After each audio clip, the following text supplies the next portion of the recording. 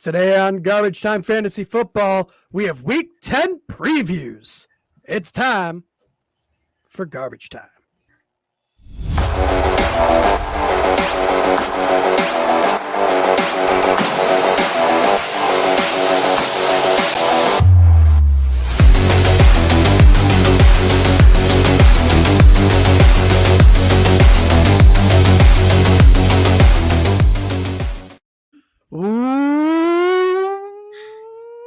Welcome into Garbage Time Fantasy Football. I am your host, Ron Seymour, joined today by the one fake honey badger, Joe, and the host of our sister show, Garbage Time MMA, Ryan Warner. How you doing today, boys?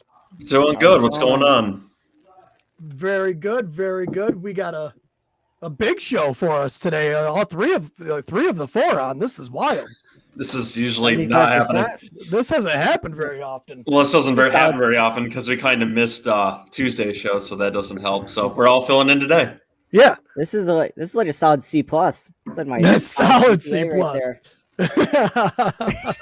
C's gets degrees, right? All right. If you want to know where to find our show, you can go to our website, www.garbagetimeff.com. You can go over there and you will see that we are available on Spotify, Apple Podcasts, Google Podcasts, iHeartRadio. Almost messed that up again, Joe. I don't know if you caught it. You got it. Tune in also. Tune in radio also. Also, make sure you go to our Twitter at garbage_timeff. Go to our YouTube if you're not watching us right now. Make sure you go over to YouTube at Garbage Time Fantasy Football. And on our Instagram, Garbage Time. Is that Fantasy Football? Garbage Time Fantasy Football on Instagram, right? Of course it is. Yeah. I couldn't remember if it was FF or Fantasy Football. No, it was Fantasy Football. All right. Sounds good. Make sure you go over to Apple, leave us a review. Make sure you subscribe everywhere. Hit that like button down below and subscribe on YouTube. You boys want to get into the show or what?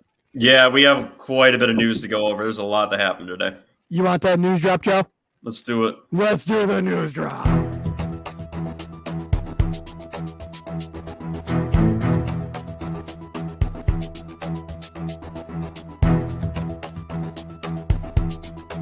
News updates. All right, gentlemen, there's conflicting reports out that Odell Beckham is getting ready to sign with the Rams. Adam Schefter is reporting that he's getting ready to, although the NFL Network is talking about him not signing there yet. If he does, and it's looking like that, he's going to sign with the Rams. What is it going to mean for this offense? Is it going to be very bad for Robert Woods or Cooper Kupp? And where is he going to fit into this offense? I think this is the worst. I understand why he picked the Rams. Like, he wants to go somewhere where there's a chance of winning it all. Super Bowl. Yeah. And the Rams are there. A ring. He also hates not being the man, and he's not going to be even close to being the man with the Rams. Who's it gonna impact more? Van Jefferson the most. And then Woods. I can see it hurting Woods as well. Cooper Kupp's still going to go off. He's still going to keep doing his thing. Cooper Kupp and Matt Stafford are best buddies. Like, Cooper Kupp is the guy Matt Stafford looks for in a pinch. So Cooper Kupp's going to be safe. Now, what is this going to do to Odell Beckham's fantasy outlook? Is he anything more than a wide receiver 3 still? Is he interesting? Is he someone that you're looking to get? I think he's a solid flex with wide receiver 3 upside. Yeah, honestly. Keep your expectations pretty tapered. It's not like he's going to become a wide receiver 2 or 1.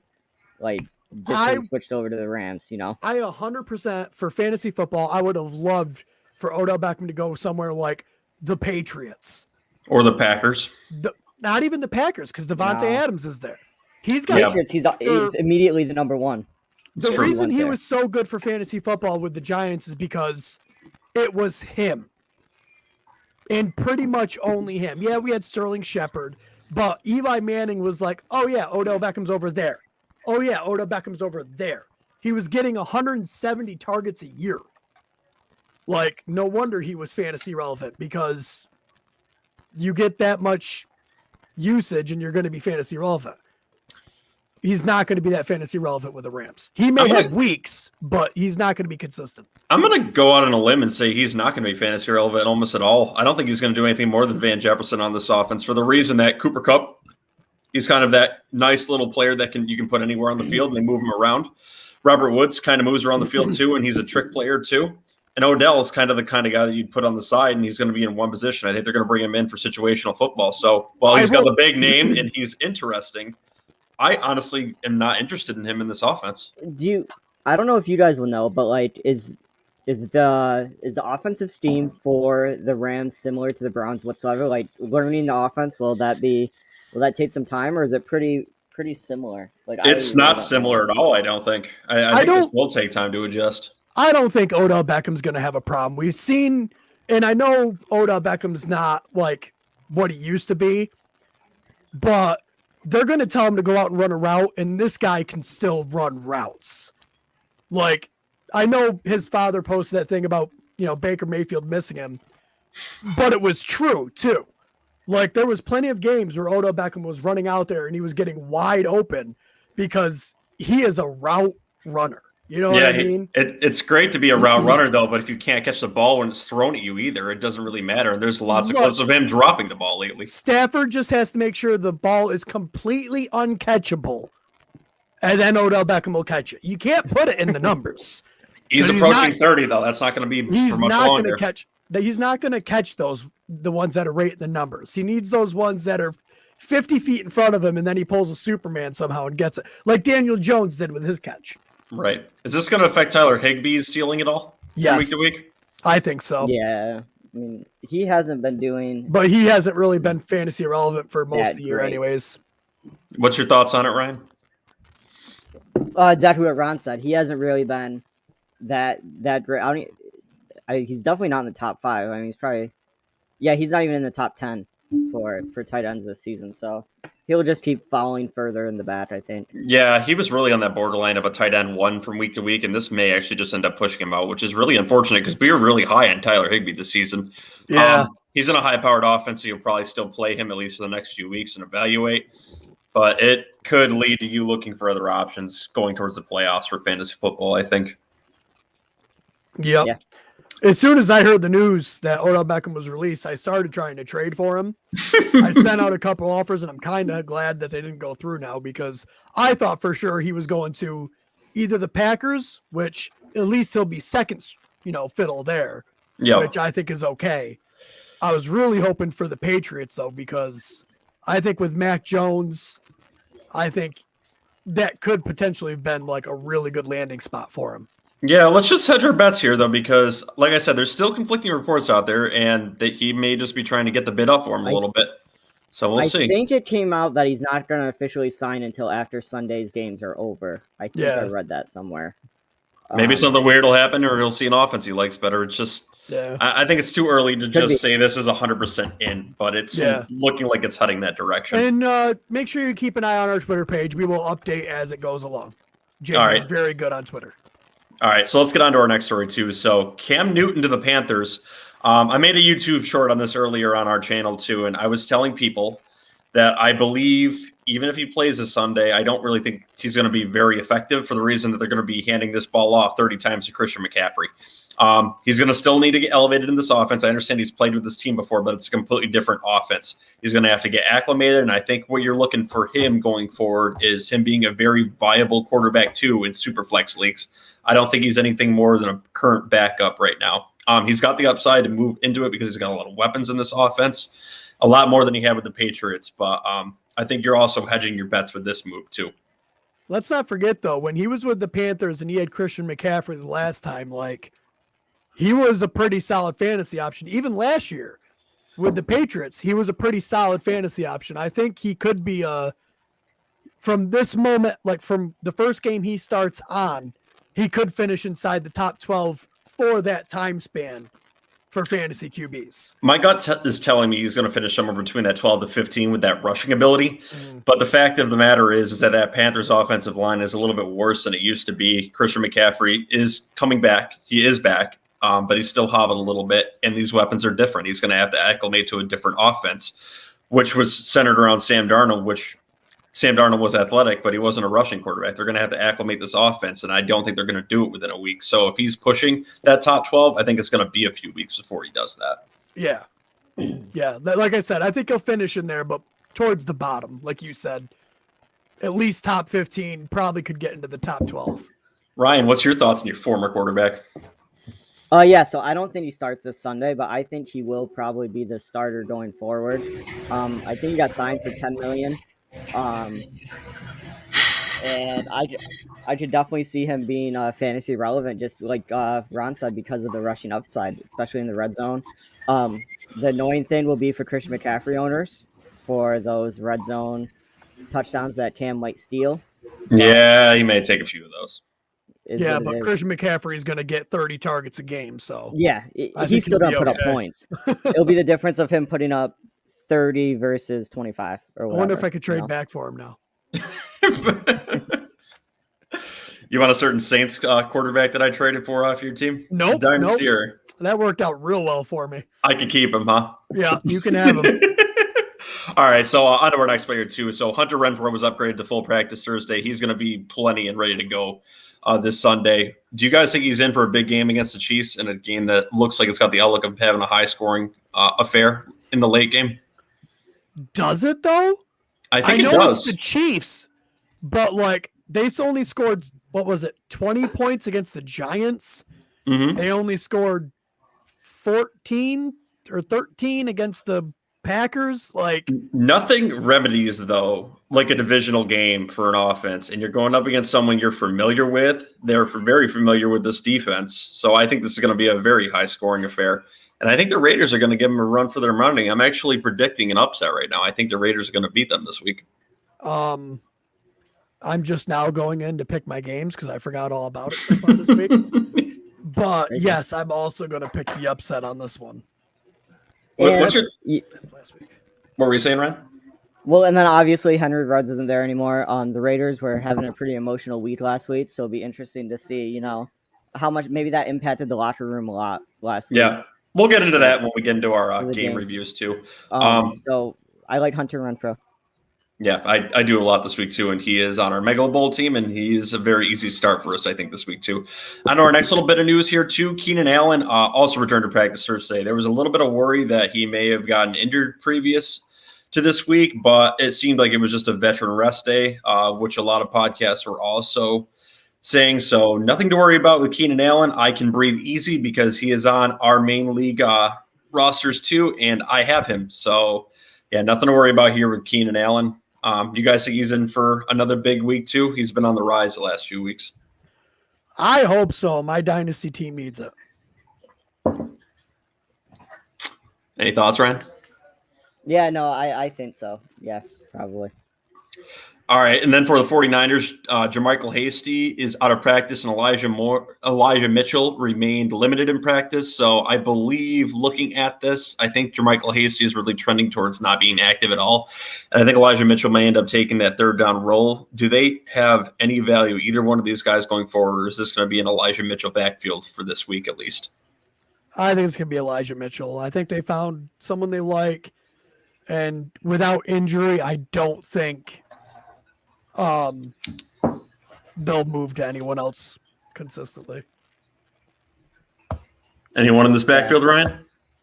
I think Elijah Mitchell. Coming off the bye week 7 and 8, got 18 carries in both games. Only got 8 last week, but I think that as long as he's healthy, they're gonna roll with him. Yeah. All right. So some news for the AFC North. Baker Mayfield was upgraded to a full practice, so I think you guys can evaluate him as a very low-end QB2 going forward, and I don't think we want to discuss him much, so let's move on to another player. Chase Claypool did not practice for another consecutive day in a row, and he is really looking like a candidate for the IR. Is this a big loss to the Steelers and fantasy football league owners, and what's this offense going to look like now that Chase Claypool could potentially be out for a few weeks? Deontay Johnson just gonna Pat Freiermuth. Yeah. Without Chase Claypool, I bet Pat Freiermuth starts having. I know he had a 2-touchdown week last week. I'm not expecting that every week, but he's going to be heavily targeted and probably be really good for fantasy football for the next couple weeks. I expect Pat Freiermuth to continue his ascent as well. That's what I was thinking when I saw this news.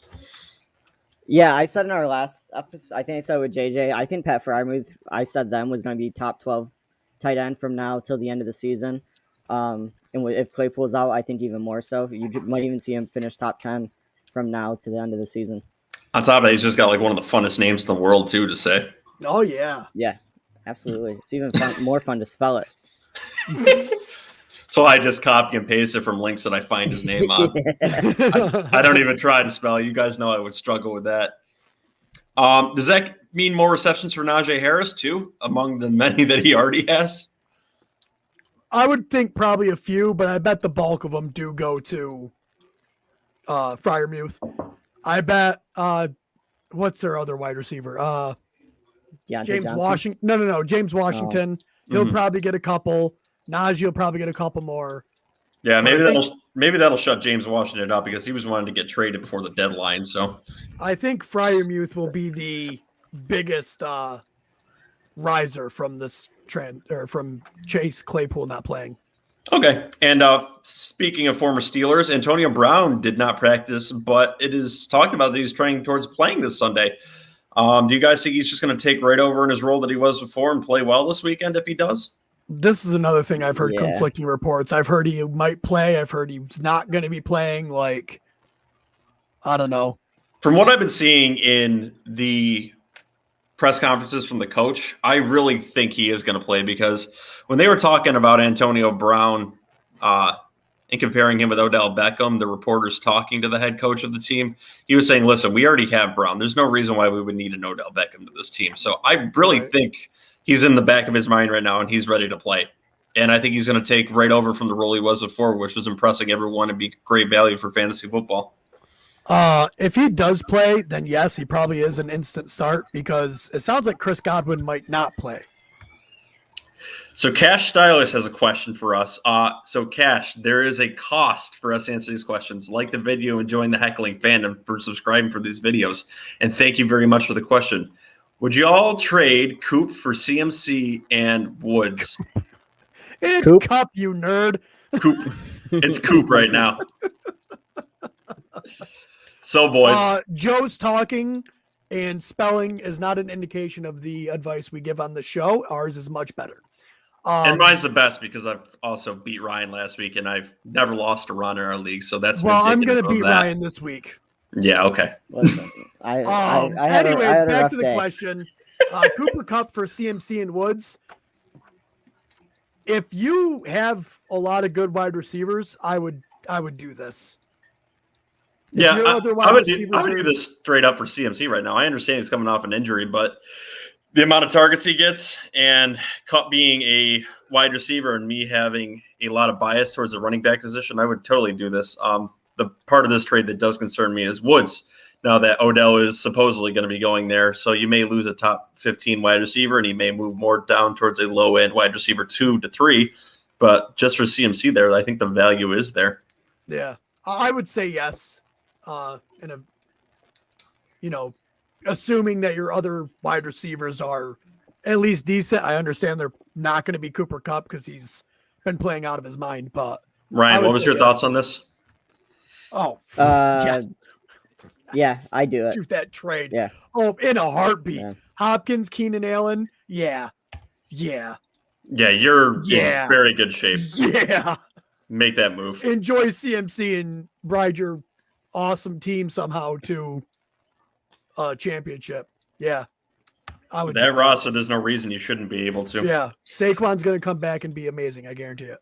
All right, and this is our last little bit of news too. Speaking of other running backs, Alvin Kamara is still sidelined, which is a little bit concerning because he's been trending the wrong way the entire week. And with Fridays, we got to see what's going to be going on with Friday's report, but I would be very concerned if he does not practice tomorrow. And earlier in the week, I already prepped for this. I ended up picking up Mark Ingram, and I think he'll be more than a decent fill-in should he do this. It's a very good offense, and it's relying on the running game too, so be prepped and ready for this. Have Mark Ingram ready should he not play because it's looking like it's trending that way. And if not, there's other options out there, I'm sure, too. Maybe if you got Jordan Howard this week. Thoughts, boys? Yeah, it's tough. Yeah. I don't. Alvin Kamara Yeah, is going to hurt people's teams. So that's for sure. And I know the report came out a few days ago, maybe it was longer than that now, that they were working out some running backs. So I'm not sure exactly what's going on there, but it almost looks like the Saints are preparing for him to not be there. Yeah, so I'm not a fortune teller, but it's not looking good. Yeah. But on the other hand, I believe James Robinson is going to play this weekend, so things seem to be looking up for him. It's the reason why I ended up cutting Carlos Hyde this week. So, I'm a little bit more confident that hopefully I'm not going to have to go back to the well and go and get him again. Yeah. One little piece of news that I just wanted to throw in, nothing big, but it's for tonight's game. Tua is not playing. Just make sure you don't have him in any of your lineups or anything. It will be Jacoby Brissett. And as we say every week and every fantasy football podcast says, move your players out of the flex into their positions, leaving you more flexibility for the weekend. All right, are you ready to get into the picks of the weeks, boy? Let's do it.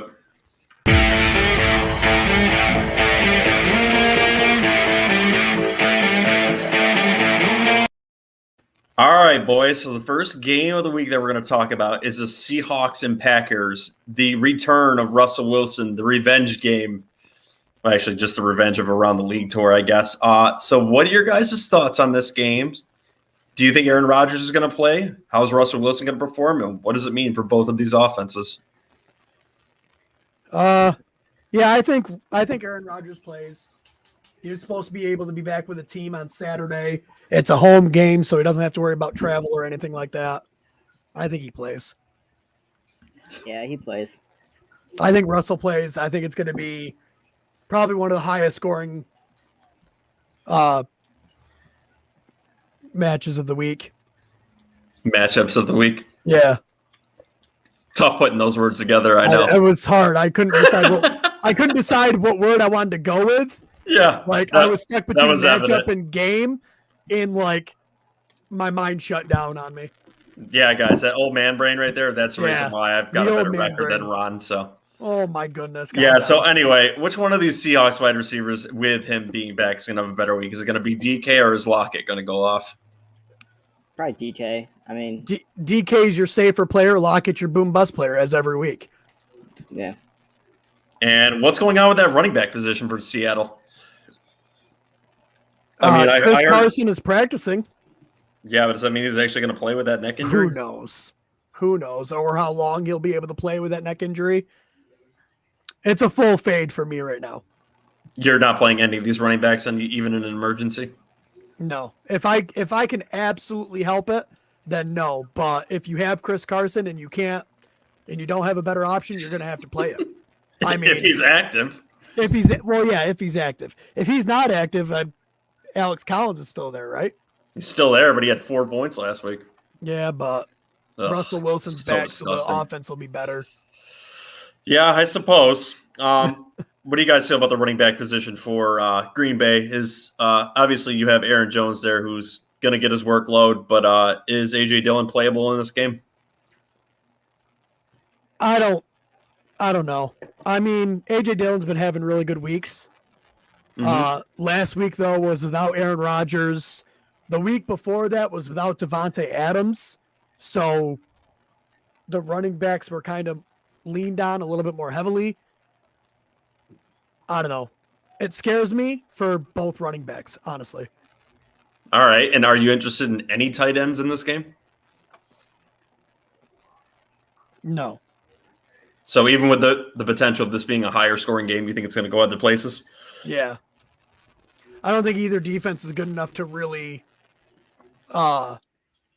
shut down either other team's offense. Mm-hmm. So I do believe the tight ends will be pretty much useless. Any other thoughts on this game, boys? I've got nothing. No. Ryan? No, covered it. Okay, so let's move on to a little bit more of an exciting game then. I'm just kidding. That one's actually a pretty exciting game. Let's go to the Bills and Jets. We haven't talked about a lot of Jets games this season because there wasn't a lot of fantasy viability to it. So I'm going to get this in while I can get this in. Mike White is going to be playing this week. Josh Allen's going to be playing this week. And they're both coming off very strange weeks where, one, Josh Allen played Jacksonville, was expected to crush them and be the number one quarterback overall last week. And he did absolutely nothing and was very disappointing.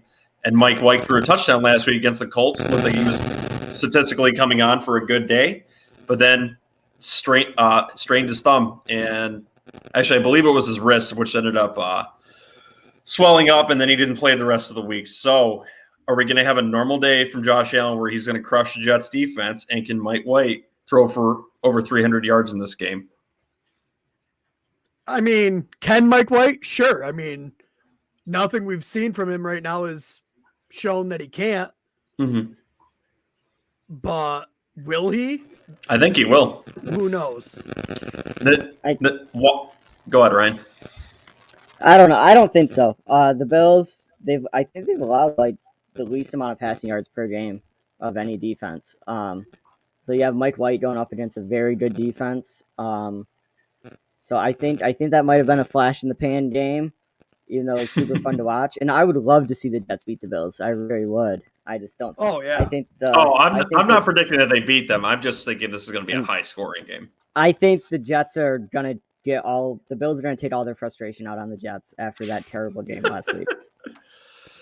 See, I have no doubts about that. But as with the last game, I believe there's going to be a lot of garbage time. So I believe you'll be seeing Mike White throw the ball around a lot, which I think might be very good for Corey Davis and Elijah Moore this week. I believe you saw Elijah Moore's breakout game last week where he had a competent quarterback throwing in the ball in space, and it was actually catchable balls. There's a statistic out for Elijah Moore saying that he is the top 3 wide receivers with the most uncatchable balls coming from his rookie quarterback from before.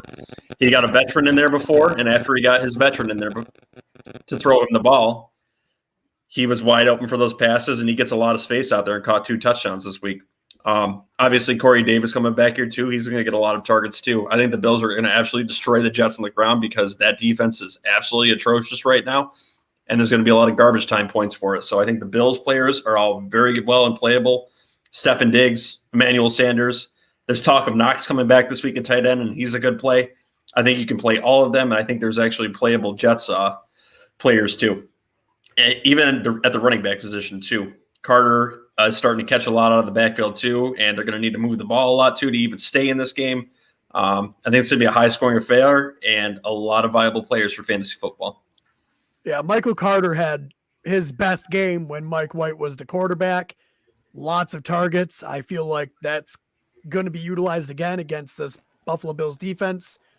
Also, Zach Moss has not been practicing.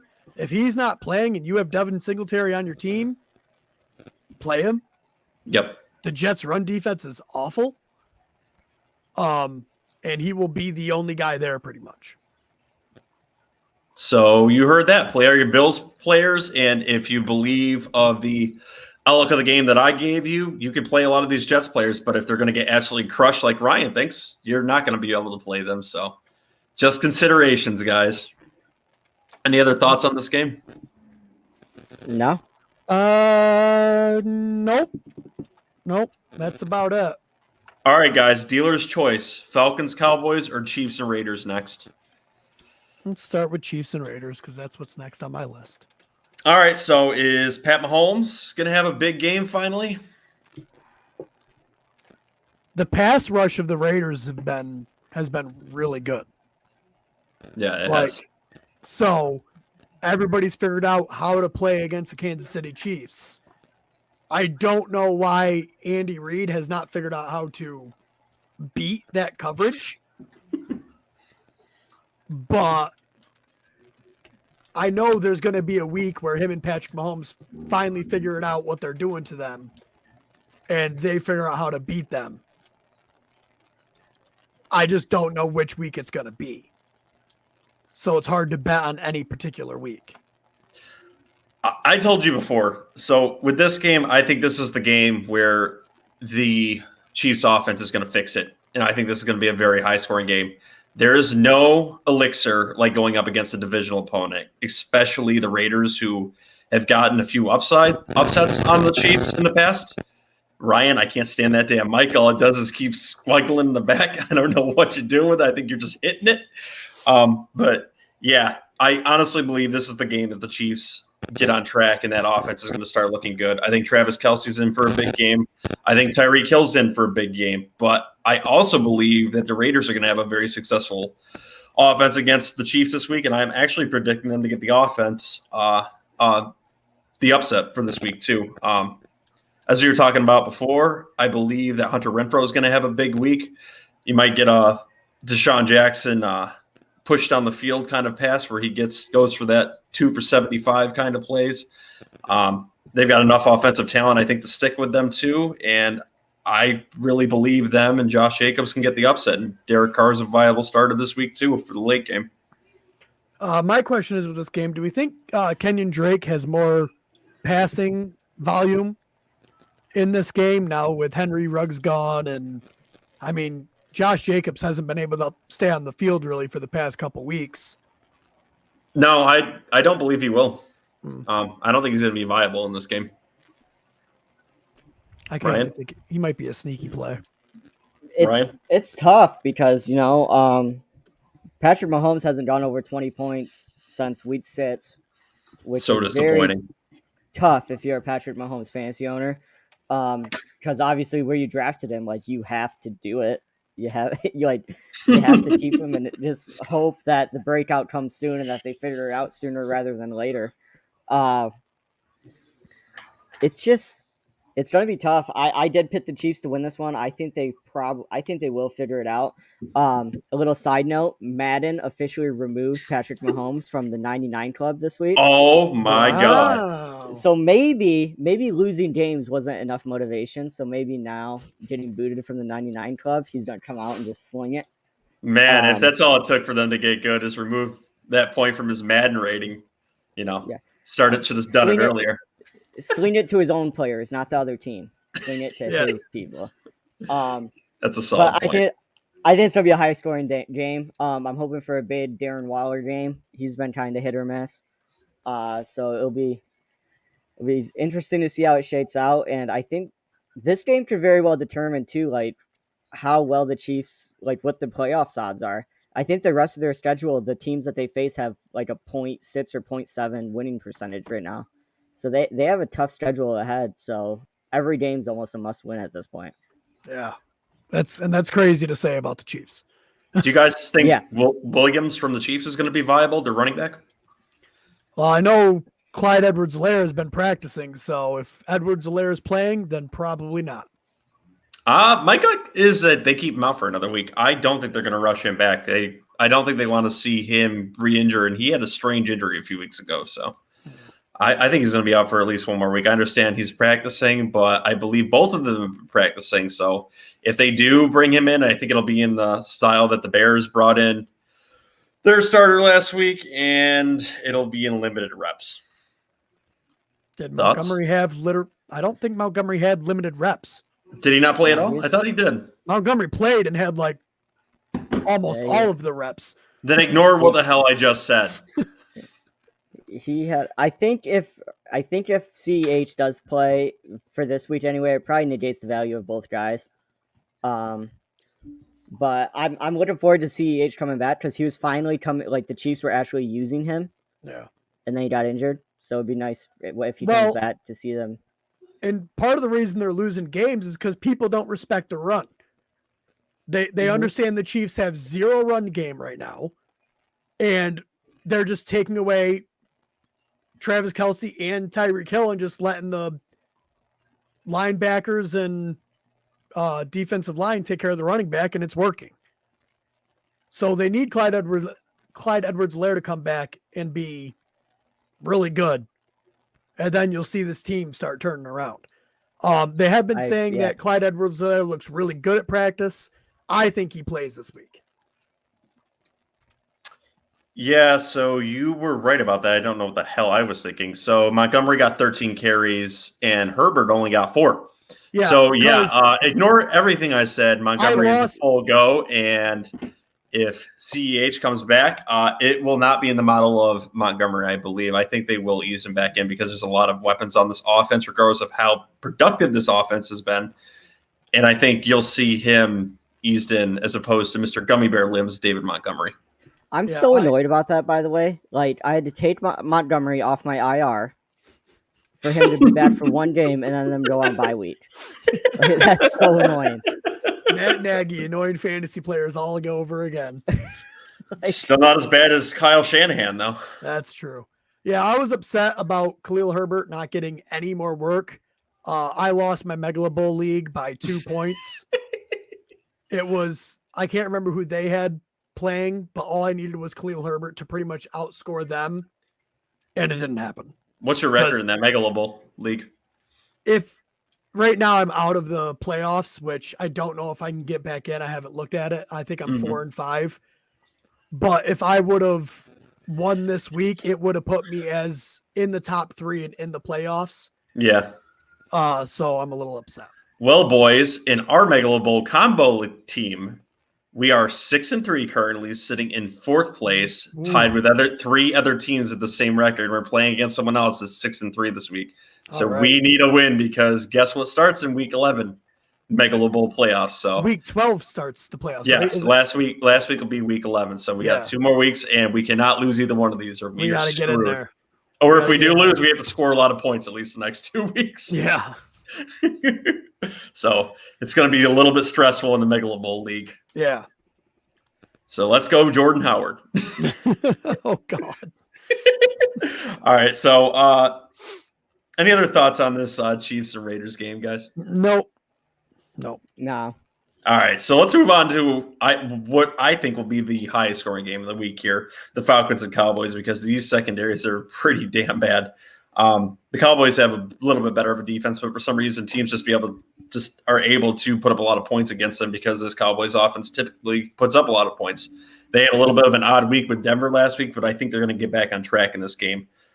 Matt Ryan, I think, is very viable for fantasy this week. I think Cordell Patterson is a fantastic play as always because he is their offense. Russell Gage, he's going to be viable because this is going to be high scoring and there's going to be a lot of points to go around. Joe, I just want to ask you, what do you think about Tajay Sharp? I was dead ass wrong on that, and both of us were wrong because there was also another wide receiver, Zakaris, who had the 2 touchdowns last week. So yeah, but Russell Gage had a decent game. He did 68 yards, I believe. Yeah, on like 6 receptions. Yeah, he had like 12 or 13 points. Yeah, thanks. How many did Tajay Sharp have? 1 catch, 12 yards. Oh, okay, so 2 points. All right. Cool. Yeah, okay. Yeah, I hope you lose this week, so it's okay. I probably am.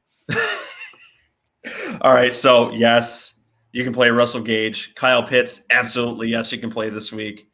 And play all your Cowboys players because they're going to have great weeks too. This is a very high-scoring game. How do you guys feel about the wide receiving core for the Cowboys, though? How is it going to shake out? The same way it has all year. You never know who's going to be the actual guy in the week. Yeah. But you have to start him. What about with Gallup potentially coming back? I would keep him on the bench for now and see what happens. And then even after he's fully back, he's definitely matchup dependent because if it's a game they're supposed to be winning by a lot, they're not going to need Michael Gallup. With how high scoring this game could be, do you guys see any sneaky plays this week out of any of these players? I like the Cowboys tight end. I know it's not sneaky, but Jarwin he's been solid. And Jarwin is out this week. I think he got on the COVID IR list there. Yeah, so that could be a decent play. Out, so Schultz is going to get like all of the work for the tight ends. Yeah, and Russell Gage is a pretty cheap option in DFS. Maybe on waivers, probably not at this point because he's de facto number 1 wide receiver there. At least with targets, maybe not with touchdowns yet, but all that goes to Kyle Pitts and Cordell Patterson, who's kind of a number 1 wide receiver as well as number 1 running back. You know, he's number 2 overall for running backs right now, Cordell Patterson. Incredible. He's having an insane season. Like, nobody saw this coming. No. Who's going to have the bigger week, Zeke or him? Fantasy or running back wise? Fantasy, I bet it's Cordero. It's going to be interesting. Ryan? Ryan can't answer yet. He needs a second. I also believe it's going to be Cordell Patterson. I think he's going to be in his throat. Yeah, or it's either his microphone or the baby crying. Like a video started randomly playing on one of the fantasy websites and just went. Oh, and it's a It went rogue. fantasy website, huh? This is Just- where he's yeah, getting yeah, all it's of his information. He's looking it up as we're asking him. Oh, who's gonna be yeah. better? I'm sure it definitely wasn't a rated R website or anything. What they do last year? That's what Joe wants to know. So Ryan, who's gonna have the bigger game, Zeke or Cordell Patterson? Probably Patterson. He's just been insane this year. Like it's ridiculous that no other team figured out how to use him until now, and now that they figured it out, it's just nuts. In any strange reality, is there any chance that he outproduces Zeke and say CeeDee Lamb statistically, even if you combine the two? I could see a world where that happens this week, where he gets 100 yards rushing and 100 yards passing. I think they're going to use him insanely this week. Any chance? I say no, probably not, but it should be close. Like, Ron, Who are we talking about? I was looking at something. any chance that Cordell Patterson has more rushing upside than Zeke, but also more passing upside than CeeDee Lamb this week? No. I think it could happen. that'd be a lot. It would be, but it's if there was a game that it would happen, and this is the mold of a game you would have. They're going to need to score a lot. The Cowboys are going to score a lot. At least we're expecting them to. I honestly just think that's the formula. I feel like in order for that to happen, that means all the other Falcons players wouldn't do anything. Right. But and what I'm saying, I'm not saying like Cordell Patterson could finish the week with more fantasy points than both of them, but not both of them combined. He could easily finish, I think, as the number one overall fantasy player on the week, just for the outlook of this game. Yeah, I can see it. Yeah. Any other thoughts on any players in this game? Amari Cooper? You have to play him. You hope it's a Cooper week. Yeah, it seems like there's less and less of them lately, or he just kind of goes under the radar. Yeah. Nothing else I can think of with this game. All right, so do you guys want to get into the wild card games of the week then? Yep. All right, so let's go, Ryan. Let's go with your game first. Yeah, so we got Patriots going up against the Browns. Shocking you picked the Patriots. I know. Who would have thought I'd pick a Patriots game? As I'm sure everyone knows, Nick Chubb did test positive for COVID. He is vaccinated, but it's still a pretty quick turnaround to get in on Sunday, so that'll be something to watch to see if he plays. If not, it's probably going to be Dearness Johnson up. The Patriots have been looking really good. We're just one game behind the Bills now, which I'm all about. And I think our defense is going to perform great against Baker. Especially if Nick Chubb's not there. And Matt Jones has been incredibly efficient. Hunter Henry, that's a tight end to definitely be looking out for. He's been kind of getting quite a bit of work in that offense. Jacoby Myers has been a little disappointing the past couple of weeks. He has. But I think the Patriots are going to get the win here. Yeah, I kind of feel like this will be a little bit of a letdown game for the Patriots. I actually picked the Browns to win this game. I think the Browns are going to get back to their roots of what made them a decent team, which is running the ball. I understand the Patriots are going to do what the Patriots do, which is take away the Browns' potential number one weapon. But that's a lot harder when it's not a wide receiver because Nick Chubb is an animal and he can run the ball. He can out-physical you, and I think that's what he's going to do in this game. So I think statistically speaking, this isn't going to be a very big fantasy viable game on the week. As you said, I think Hunter Henry is going to be a decent play potentially this week. Nick Chubb, obviously, I don't think Dearness Johnson will do that much as any of the wide receivers for the Browns will either. Harris, Damian Harris will be a solid. Yeah, he'll be fine. Damian Harris might not be playing. Explain. Concussion, I think. He's in the concussion protocol. About that. And so is it Ramondre Stevenson? So Big Bolden. You might just want to avoid that running back situation because now we're saying Big Bolden game, but then you'll hear of nobody you've never heard of before playing. Yeah. So avoid the Patriots situation of neither of them play. Now, Joe, if Nick Chubb is out due to the COVID situation, does that affect your prediction of the game? Yes, absolutely. If he's out, they're going to lose the game. Absolutely. And that was probably my biggest deciding factor in the prediction was if he's out. My gut's saying that he's going to play this week, but if he's out, it's changing because there's not a whole lot of other weapons on that Browns offense. I understand they play good defense and they're efficient, but that offense runs through the running back position, and Dearness Johnson's just too inexperienced in this league for Bill Belichick to let him be efficient. They'll shut him right down if that's the case. I just like how both of these teams need a win to stay competitive within their divisions. That makes it for a very good game. Yeah, and the Browns are coming off a very big win against the Bengals. Yeah. I don't know. I look for them to continue to roll. We'll see. We'll see. Stay tuned on Sunday. Yeah, no kidding. All right. Go ahead with yours. All right, so my game is the Eagles and the Broncos. I saw the Broncos play last week, and they completely out-physical the Cowboys, and I believe that Jalen Hurts is in for a down week this week. So they're going up to Mile High, which is typically difficult for a lot of quarterbacks. I don't think he's going to play very well up in Mile High, and I think Melvin Gordon and Javonte Williams are in for a very good game against this Eagles defense. They were dominant last week. I think they can out-physical the interior of that Eagles defense. I understand they have decent linebackers in this game, outside linebackers, but I think Denver is going to play very well in it, be efficient, and I think Devontae Smith is going to get shut down by his former teammate, quarterback Pat Surtain, who also played in Alabama. I think the Eagles are just going to have a bad game all around this weekend, and I think Denver's going to roll right over them. What's your guys' thoughts on this game? I think a lot of people are skewed because Denver just did what they did to the Cowboys. I don't know if that's the Denver team you're going to be seeing.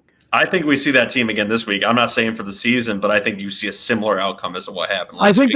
I think the Broncos win, but I don't think it's a dominant performance like you saw last week. I think that's more grueling back and forth type of matchup, and the Broncos get away winning by like a field goal or something. I think they win mightily, but I think it'll be because of the running game. I don't know if the Denver Broncos wide receivers will get a lot of work in this game. Philly's got an all right secondary. If one of them plays well, as we've been going to the well for the last 2 weeks, I think it'll be Jerry Jeudy. You can put Cortland Sutton out there, probably be a wide receiver 2 on the week, but I think the running game is where they're going to be effective this week. Teddy Bridgewater, like back end quarterback 2, I really think it's going to be established with the running game this week. Ryan?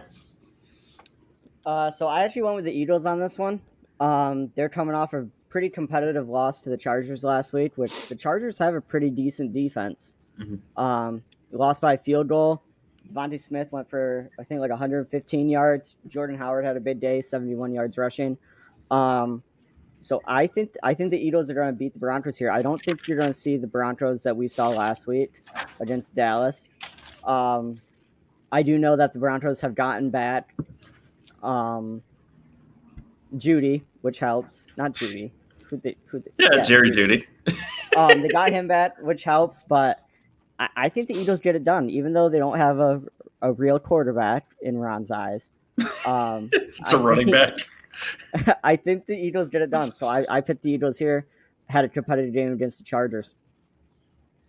So I didn't touch on Jordan Howard a lot either. I think he could have an okay game because I think the Eagles will also try to establish a run because their head coach doesn't know what they're doing week to week. In the last 2 weeks, they've tried to establish a run, and he's talked up Jordan Howard a lot the last 2 weeks. So I look for Jordan Howard to get back in the end zone again. There's a reason I spent desperately on him in our Megalo Bowl to get him on the roster because we are very thin at the running back position. And I do think he gets in the end zone again this week. So I think Jordan Howard will be all right. Maybe something like a 70 to 80-yard games and a touchdown kind of week. Until it's a Boston week Scott 9 week. or 10. It's a Boston Scott week. Waits until week 9 or 10 to start establishing the run, not when Miles Sanders was healthy. He's a strange. He's a strange head coach. I don't know if he's going to last that long. He's shouldn't. All right. We'll move on. We'll get into mine. I picked the Rams and 49ers. I just like this because it is a divisional matchup. And like Joe said, divisional matchups are wild. Teams know each other. Anything could happen. I think the Rams do win. They're going to come back after that loss last week where they got made look real stupid. Do you want to try that sentence again? We'll give you an opportunity. I don't. I'm done with it. I'm past it. Moving on. But people understood what I meant. All right. Yeah, I want to see, this Rams offense against the 49ers. I want to see what the 49ers do. I want to see if Ayuk is involved as he was last week, or if it's Deebo Samuel. I'm praying because I'd like to trade him. 2 weeks in a row, please. And I actually have a question on Ayuk. So with Brandon Ayuk finally playing up to what Joe had hoped and dreamed, Kittle coming back, do we start to see a drop-off with Deebo Samuel, you think? You already did last week. Right. So do you think that trend continues? So. No, I hope not, because he's literally my only wide receiver. I think he'll go right back to where he was. I hope not, because I have Brandon Ayuk. Doesn't mean he can't be involved in the offense more, but yeah, I don't think Deebo will come down to earth that much. If it is, it'll be minimal. Okay. They're definitely going to have to throw in this game. The Rams' run defense is really good still. They can be beat through the air a little bit. I don't know. Is Von Miller playing this game? I haven't even looked into that. I couldn't tell you. Because that'll be another interesting thing to see. Von Miller and Aaron Donald on the line at the same time. That'll be fun. I mean, not for Jimmy Garoppolo, but it'll be fun to watch. Trey Lance may be entering soon. I don't know. You might not want to. You just sacrifice Jimmy Garoppolo at this point. Just give him to the Rams gods. Yeah. But same thing. You start all your players for the Rams. Van Jefferson is a flex option. Hope for a big deep bomb touchdown. At least for this week, because Odell hasn't been signed yet. Right, exactly. Did you guys hear some of the news that Cam Akers hinting that he may be doing a late season return if they get into the playoffs? Really? No, I heard nothing about that. He put that out on Instagram or Twitter or wherever. There has not been a single running back that has come back from an Achilles and been any type of relevant. Right, and then you have Darrell Henderson who's performing so well. So right. Why bring him back? Why bring him back so he's ineffective for next year when you can rehab him? You're wasting the roster spot. I don't believe he would be effective yet. Nope. Right. Doesn't mean they won't, because teams think they're geniuses, but I don't think it's a good idea. No. Sit him the rest of the year. Darrell Henderson's playing good. But if you have a keeper league, maybe not the worst idea in the world. Like last season, if you suck, to throw him in your IR and potentially be able to pick him up for whatever your waiver cost is next year. Yeah, true. It's just something to consider. All right, boys. DFS or defensive dominator? What do you want to do first? Let's do Dominator. It's always quicker.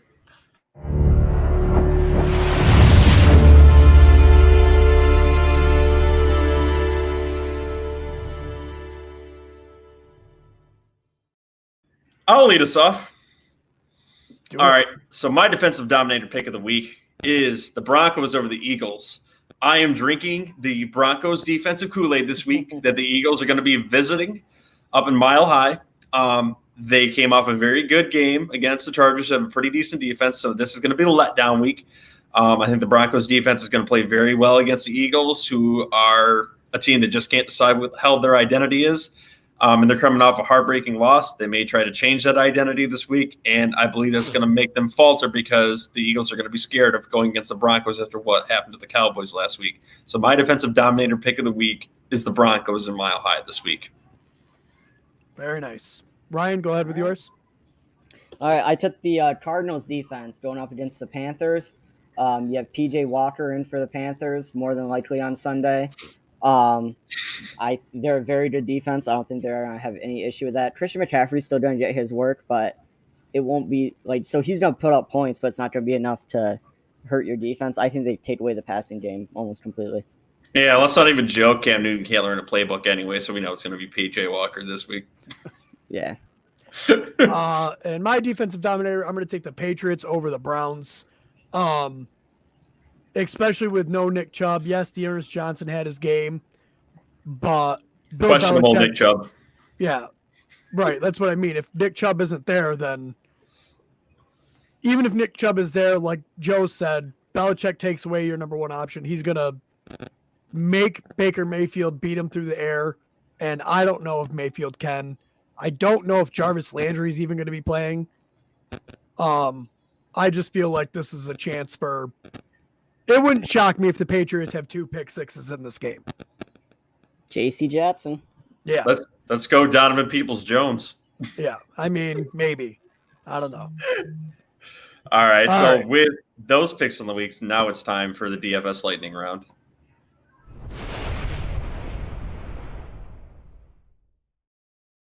Who'd like to go first this time? Oh, I'll take it. Okay. All right. So for my quarterback, I did go with Matt Ryan. Pretty good price range at 6,000 going against that Dallas defense. He should have a really good game. I spent on my running backs this week, Jonathan Taylor and Najee Harris. Both have really good matchups. Jonathan Taylor against Jacksonville, Najee Harris against Detroit. So I had to save money elsewhere. So my wide receivers are Adam Thielen, Michael Pittman Jr., and at this point, I'm scraping the bottom of the barrel for everything. So I had to go Khalif Raymond at 4,900 for the Lions. That's scary considering he scored 0 last week. Yeah, I know. Bounce back week. They're going to have to throw the ball, hoping it works for me. For my tight end, I went Dan Arnold for the Jacksonville Jaguars. He has had so many targets over the past couple weeks. Indianapolis cannot stop a tight end. They have been very bad at doing that all year. In my flex, I went Ty Johnson for the Jets against Buffalo, hoping Mike White targets his running backs like he did 2 weeks ago, and hoping I could just get maybe a good screen touchdown. You know, the ones that Ryan don't like. Yeah. Not what I said. And I want to point out I was very much correct in that game. In what game? Ron's Detroit upsetting Philly. Oh, yeah. Yeah, and Ron was dead ass wrong, and that's on Twitter forever, so I love that. Anyways, that's fine. And for my defense, I literally scrolled to the bottom of the list. And I took the Jets. Oh, boy. I literally was like, I'm not spending any money on a defense. Who's at the bottom of the list? You understand they gave up almost 30 points at halftime last week, right? Yeah, I'm really hoping that Jonathan Taylor and Najee Harris, really carry this lineup. You better hope that defense that played Cincinnati shows up and not that one that played the Colts, because that was like a peewee team showing up. They couldn't take angles. They couldn't tackle. It was bad. Ron said he scrolled straight to the bottom, so he knows what he's getting. Yeah, I know exactly. It is a full punt. I don't care about that position, but I have to start one. Yeah. That's what I did. You poor bastard. Yeah. All right. I'll go with my lineup next, and we'll give Ryan here another minute. So, unfortunately, you heard what I had to say about Matt Ryan, so you copied my idea, and I'm going with Matt Ryan at the very valuable price of $6,000. He's going up against the Cowboys, and he's going to need to score a lot this week, so he's very viable and a decently cheap option, allowing you to spend up at a lot of other positions here too. Next, I went up with Najee Harris at 7,900. He's a very expensive option, but he's going up against Detroit, and Detroit is bad all around on every side of the ball. And with Claypool being out, they're going to need to get the ball to someone here, so he may get a few more passes, and he's already getting a lot of work. Next, I'm going to another running back that's going to need a ton of work too, also playing the Cowboys, so I'm doubling up here. I'm going with Cordero Patterson, who's going to get rushing and passing work, going up against the Cowboys, who are 28th against the run and not that great against the pass either. A lot of money was spent here at 7,800. So as Ron said, I had to start scraping the barrel somewhere, but I didn't do that yet. Next, I've got A.J. Brown at 7,800 going up against New Orleans defense. Listen, the Titans are adjusting their team because their big boy, the Yeti, is out. They're adjusting it in a way where the running game is still going to be effective, but they're going to need to get some work to those receivers a little bit more. So I think A.J. Brown is going to be in for a very viable week. Julio and him are banged up a little bit, but I think both of them will play through those injuries. Next, I agree with Ron with the Michael Pittman pick. So I picked Michael Pittman going up against the 28th DST this week. Decent value of 6,300. He's really starting to turn into an alpha for that team. So next I've got Michael Pittman here. After that, I need to start getting cheaper on this. So I'm going with number 1 option, Corey Davis, who hasn't played for the Jets the last 2 weeks, but he's a cheap option. Could get a lot of yards in garbage time this week. And Mike White may find a friend in that option here. So I look for him to get in the end zone this week. Next, I'm going with the tight end, Pat Freiermuth at 3,900. Listen, he's playing against Detroit. Bad all around. Claypool's out. Washington's in for that position, but I think Pat Freiermuth is more valuable, more talented. Pat Freiermuth is going to get those targets and have another good week and continue his ascent. After that, in the flex, I had to scrape the bottom of the barrel, so I did a little bit of research and decided to take a flyer on Eno Benjamin. If you even know who he is, he's a running back for the Cardinals. He's a very talented kid out of college. Very shifty in the backfield. I believe they're not going to want to give the same workload to their front-end running back in that position, and he gets a lot of catches out of the backfield. So I need to do something cheap here. I need a decent option, and that 49ers defense is not great against passing running backs here. So I'm going with Eno Benjamin in my flex spot. And to finish this out, I also strode to the bottom of the DST pile. But I went with one that surprised people last week and maybe can shock people this week. I went with the Jaguars defense because they did some weird shit to the Bills last week. So maybe they can do some weird shit to the Colts this week. So I'm going with the Jaguars defense at 2,200. Ron, any thoughts? Right. Nope, not a bad lineup. Not as good as mine, but not a bad lineup. Yeah, we'll see. I like the Pat Freiermuth pick. I think that's solid. Yeah. When I heard that, I was like, oh. That was a good one. So I'll go ahead and jump into mine at QB. Spent a little bit more than you guys. To Justin Herbert going up against Minnesota, ranked 31st against QBs. At running back, also went pretty heavy there. Went Najee Harris, like you guys said. Chase Claypool out. He's probably gonna get a ton of targets. So picked him. Next up went Ezekiel Elliott versus Atlanta. Not great against the run. So I just spent a ton of money on those 3 positions. So, you front-ended like we did. Yeah, already pretty poor. At wide receiver, went with, like Joe said, Corey Davis. Even though they're going up against the Bills, he's back 100%. See if Mike White gets him the ball. Next up, I went with Russell Gage. He got the work in the past, so hopefully it continues to trend in that direction. At 5,000. Next, I went with Cole Beasley at 5,200. Going up against the Jets. And then Nets, I went heavy on this game. Went Dawson Knox. He's back following his injury. Someone's going to be watching the 1:00 Bills-Jets game, I see. Yeah, I'll be in. Went with Dawson Knox at 4,500. He's back, finally healthy, was having a pretty solid season before that. And then in my flats, still on this game. So at this point, I'm very poor. So I took Ty Johnson at 4,500. Like Ron did, he's on 4 straight weeks of double-digit fantasy points. So, I mean, once you're down to the 4,500s, if you can find that kind of consistency, that's pretty good. Yeah. And then with my leftover money, I went with my defensive dominator pick this week, took the Arizona Cardinals, facing P.J. Walker and the Panthers. At least you didn't have to scroll all the way to the bottom like we did to pick ours. So I'm not going to lie, that was the very first thing I did setting my lineup. I was like, I am not spending on defense, and just went to the bottom and said, yep, Jets it is. So that's what I do, except I pick the cheapest but best defense, I think. Like, that's what I start with first, because then everything else kind of... I do defense, then tight end. You go to the range that you're willing to spend at, not to the top. Yeah. And so that'll be an interesting argument for DFS this week. Who has the bigger week? Will it be Eno Benjamin, who I really went deep down to go get, or will it be Ty Johnson? No, I like the Eno Benjamin. I didn't even think about that, but that's a good pick. I really liked that one. We have any other sleepers you guys can think of on that list? It's really the only 2 I could. I think Eno Benjamin and Ty Johnson are the best 2.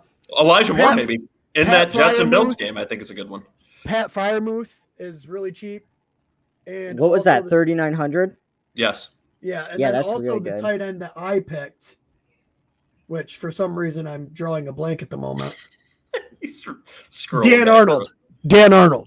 Well, Dan Arnold's been one of their top 1 or 2 options every single week. So, he's a pretty decent option, I think. And he's just above Pat Freiermuth in price, so.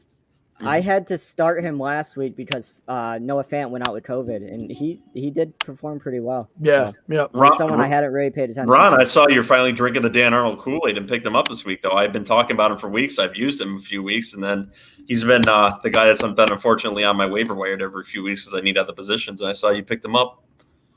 Yeah, I don't remember where, but yeah, I picked him up. Drink the Kool-Aid. I think because I've been starting Tyler Higbee, and I'm like, I got to get out of that experiment. That's one thing I've got to learn for next year is I got the take lock thing. I got to get out of that. The take lock thing. Yeah. All right. Where can you find this show? Yeah, where can you find this show? Make sure you go to our website, www.garbagetimeff.com. That is the #1 spot. You can join the heckling fandom. You can leave us voicemail or hate mails, and it shows everywhere we are located. That including Apple Podcasts. Make sure you go over there, leave us a review, 5 stars preferably, and like over there. Spotify, Google Podcast, iHeartRadio, TuneIn Radio. Make sure you go to Instagram and follow us over there at Garbage Time Fantasy Football. Go to Twitter. Give us a follow over there at garbage_time FF at Twitter. That one's hard to get through. Ryan, you guys doing a show in the next week or two? Yep. So we will be doing a UFC pod tomorrow for this Saturday. That's a lot sooner than next week. Yeah, that's a lot sooner. So look for that tomorrow. We will be recording and dropping that during the day tomorrow, since I'm stuck home and Casey's stuck home. So we'll get that done and get it up, and it should be a good card. So we're excited. Ron, you wanted to say something else before I interrupted you? Yeah. I want to give a shout out to Cassius Stylus. Thanks for asking the question and subscribing to the show. What'd you want? Yeah, Cassius, if you're listening to this after you left too, and anybody that joins the heckling fandom at www.garbagetimeff.com, you can leave voicemails. Christian does it all the time. It is on the right side of the bar. When you go to the website, you click on it. It's super easy. You record what your question is, and we will play it on the show. We get it in our emails, and we'll answer them live right on the show. And I think with that, boys, we're ready to go watch some Thursday Night Football, right? We out. Let's do it.